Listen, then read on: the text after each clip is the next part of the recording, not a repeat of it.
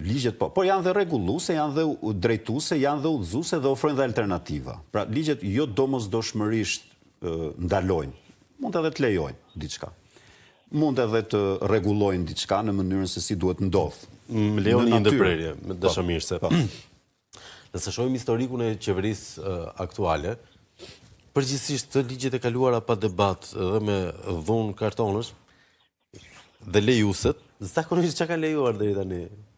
Kanabisin, ca aktivitete jo dhe aq të mira për taksapagusin, duranën që është lehtësi fiskale vetëm për ca njerëz, nuk më duket sikur kanë lejuar ndonjë gjë të mirë për të gjithë. Mirë, dakord.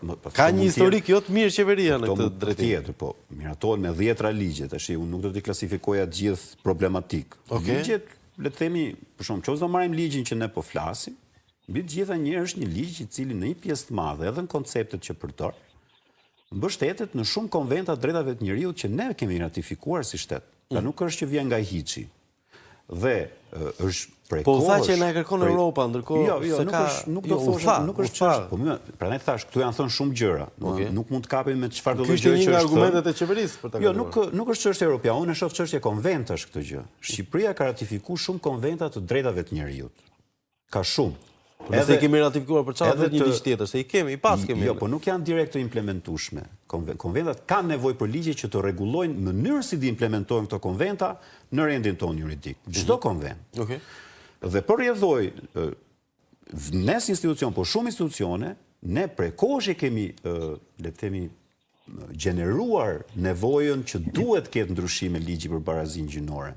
Për shumë aspekte, nuk po flasim vetëm për një aspekt në vetvete, edhe për hir të zbatueshmërisë, edhe për shumë defekte që janë gjetur. Kështu që prej kohësh është folur ndryshimi i këtij ligji. Tash ndodhi këtë vit, mund ndodhte një vit tjetër, mund ndodhte përpara, më mbrapa kjo është histori tjetër. Po do të thotë tek imponimi.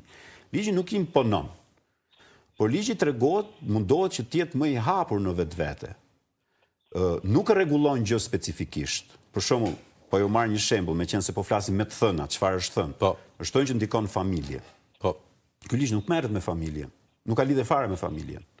Neve materien, nëse merret me individin, është marrë me familjen. Nuk ka lidhje me familjen. Nëse materia familjar rregullohet vetëm me një ligj në Shqipëri. Kjo është kodi i familjes. Ky nuk e ka konceptin e familjes vetvete si ligj. Nuk merret fare me këtë punë.